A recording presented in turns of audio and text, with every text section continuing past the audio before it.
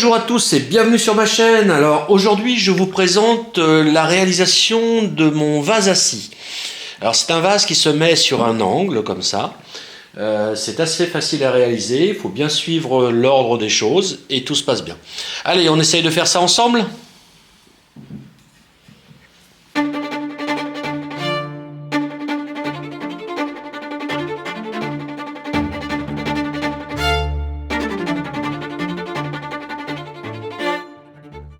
Pour réaliser cette pièce, je vais partir d'un petit rondin de châtaignier. Alors il fait environ 14 cm.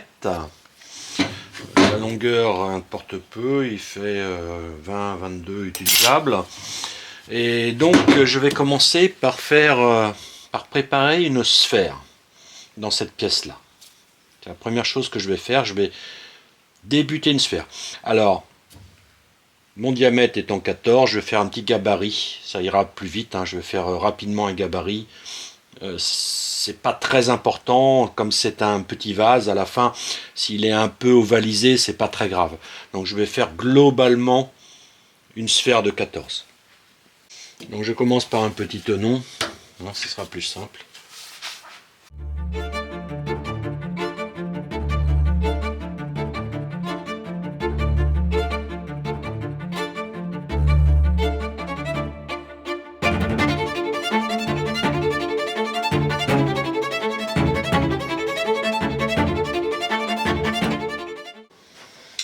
Allez, donc comme je fais une sphère basée sur 14, ma sphère va partir de...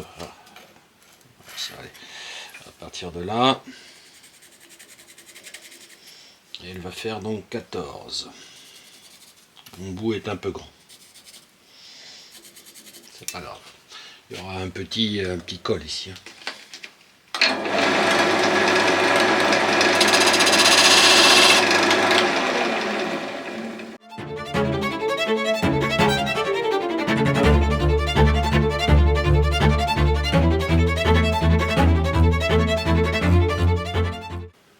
Bon, je vous remonte pas comment on fait une sphère, j'ai pas mal de tutos, vous avez plein de façons de faire, donc soit avec un gabarit, soit avec la méthode de l'hexagone, donc voilà, vous faites comme vous voulez.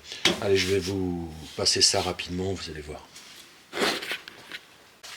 Alors je vous rappelle, donc vous avez le chiffre 0,42, donc 0,42 fois 140, ça va vous faire autour de 59, donc divisé par 2, ça fait à peine 30. Voilà. Ça, ce sont les traces que je fais pour pouvoir préparer ma boule. Et les diamètres ici, je vais descendre à 59 aussi.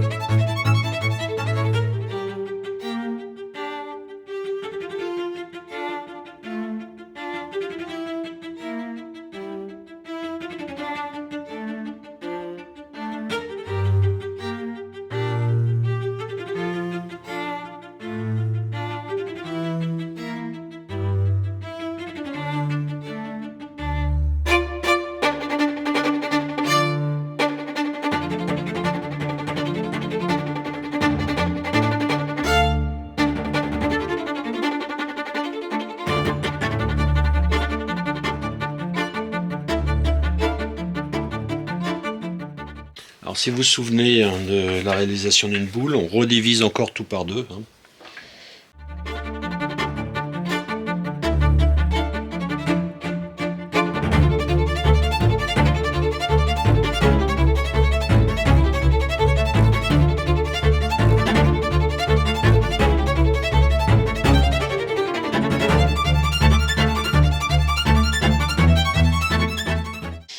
on se rapproche, on va continuer à diminuer tout ça.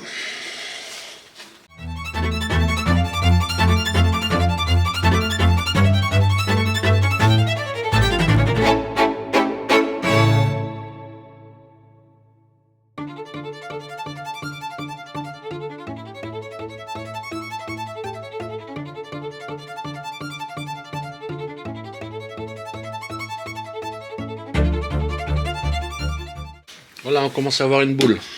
Donc on va fignoler cette boule là, elle est quasiment finie. Et après donc on va pouvoir creuser. Alors maintenant je vais faire ça, c'est le dessous, ça c'est le dessus.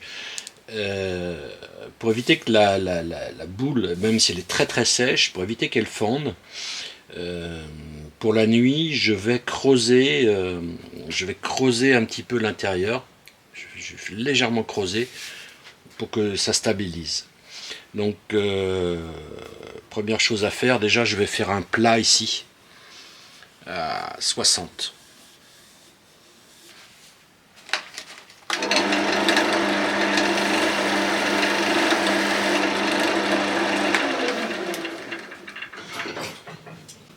Donc je vais couper là et après je vais creuser.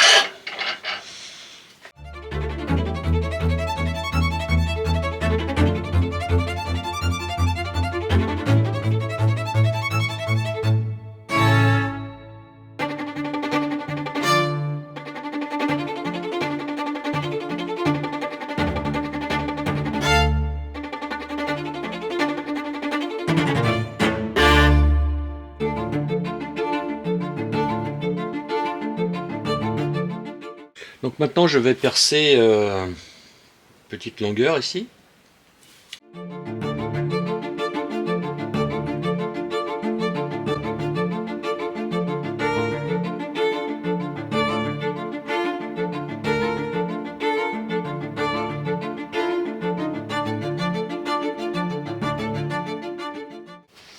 Donc voilà, j'ai dégrossi jusqu'à l'entrée du vase ici. Alors chose très importante maintenant, je vais creuser. Mais attention, je creuse qu'à partir de 35. Parce que quand je vais couper, il faut que j'ai de la matière, si vous voulez. Donc ça c'est important. Donc je vais couper à partir de 35. Enfin, je vais creuser à partir de 35. Ça veut dire quoi? Ça veut dire que il va falloir que je mette une marque sur mon outil. Voilà. De façon à ce que je ne sois jamais en retrait. Il faut que mon outil...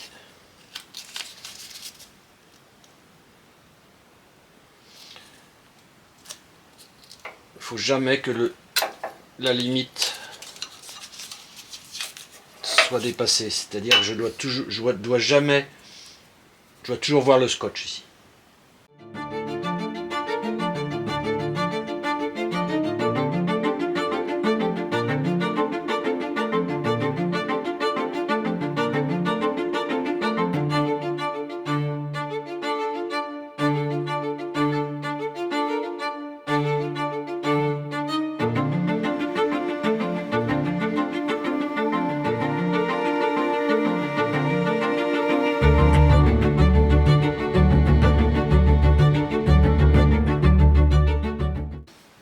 Donc je m'arrange pour que l'entrée puisse tenir dans ce mandrin, puisque je vais reprendre et finir le haut. Donc ça c'est bon. Donc vous creusez bien l'intérieur, c'est important. Comme je dis, comme vous allez couper, c'est pour éviter que ça fende après dans le temps. Normalement c'est bon. Donc maintenant je vais préparer l'embouchure de mon petit vase.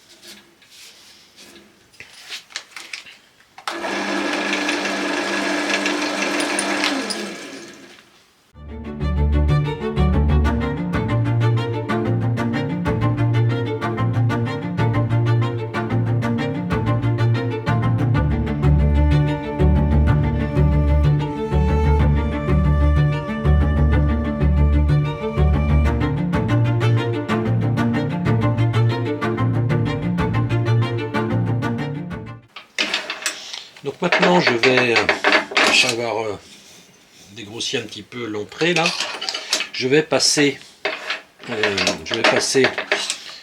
forer. Alors pourquoi j'ai pas percé par l'autre côté, c'est pour vraiment être sûr d'être au centre.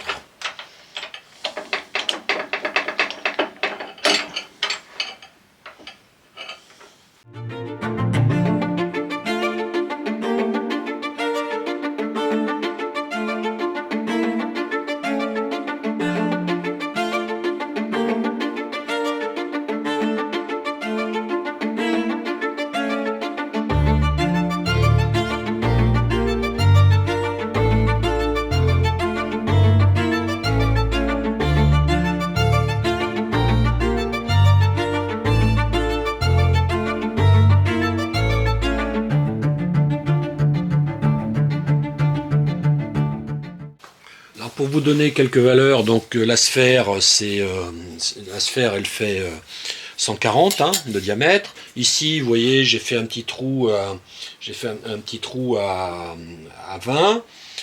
Donc mon embouchure est légèrement plus grande. Voilà, un petit peu conique, ça c'est au choix. Donc maintenant, il va falloir que je fasse cette coupe. Alors de combien doit-on faire la coupe? Eh bien, c'est un peu comme vous voulez, là encore. Mais moi, je vais la faire à 30. Donc je vais faire la coupe à 30. C'est-à-dire que je vais venir jusque là. Alors là, c'est important, là, vous marquez. Donc pour que ce soit droit, je vais faire ça autour. Au marquage. Voilà. Je vais marquer autour 30, voilà.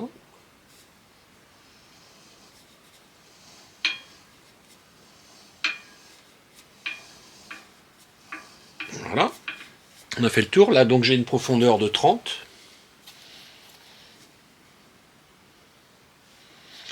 Et je vais laisser, là c'est un peu plus délicat, je vais laisser un petit rebord de 30. Alors, j'ai fait un trou à 50 ici, pour mettre mon petit membrin. Et donc la coupe que j'ai faite ici, j'avais tracé un trait, je ne sais pas si vous avez remarqué, à 60.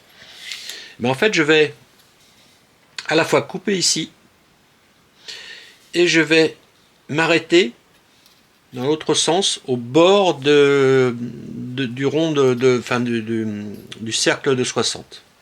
Vous allez voir. Donc là, maintenant que j'ai tracé, donc je coupe. Alors vous regardez quelle est la partie que vous voulez, que vous trouvez jolie, et que vous voulez laisser en façade. Donc celle-là, elle est jolie, cette façade-là. Donc je vais couper plutôt derrière. Donc je vais partir de là.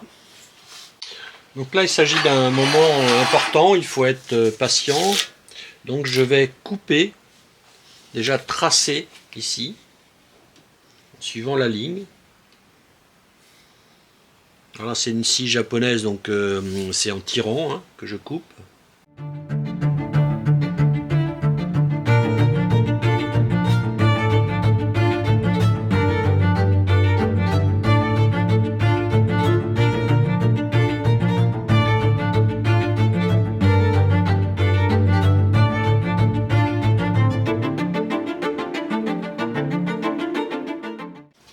Donc je vais maintenant faire ma coupe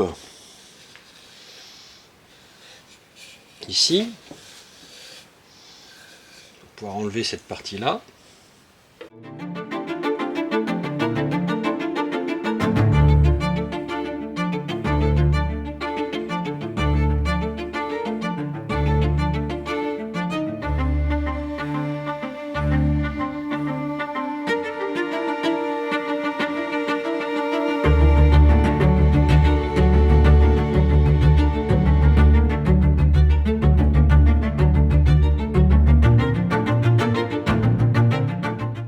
Bon, on va polir ça, soit au papier, soit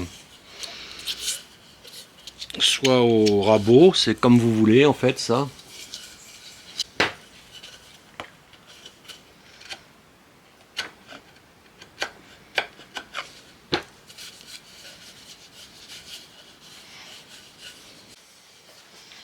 Allez, il nous reste à faire le petit bouchon ici. Donc un petit bouchon à 52.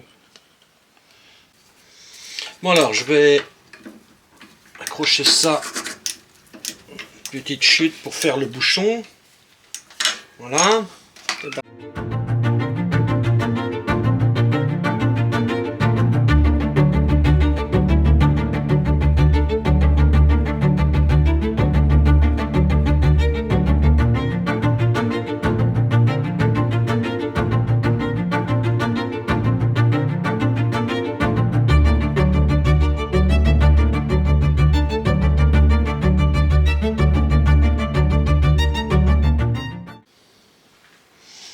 Voilà, petit coup de colle, et ce sera parfait.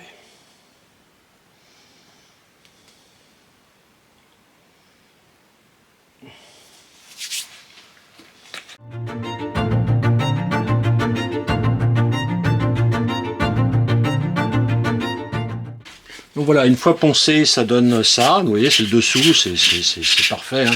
Il n'y a pas de problème. Et donc voilà, la pièce est finie. On va faire une finition là-dessus. On va voir ça. Et puis c'est bon. Parfait. Donc pour finir, vous passez un papier de verre très très fin. Ça dépend des bois, hein. Là j'ai mis du châtaignier, hein, mais donc c'est jamais facile à finir complètement. Et donc quand tout ça c'est fini, donc on finit. Et là, si je puis dire, on va mettre un petit état de surface. Donc soit vous le faites, c'est pas facile à briller parce que je pourrais pas le faire tourner facilement. Donc je pense que je vais mettre une huile ou un vernis, on va voir. Quelque chose de mat. Alors pour la suite, je vais déposer, pour durcir un peu tout ça, je vais déposer de l'huile pour plan de travail, de l'huile qui sèche. Hein. C'est pas comme l'huile de lin. Hein. Donc ça fera un aspect un peu mat au départ, mais c'est juste histoire de bien durcir la surface.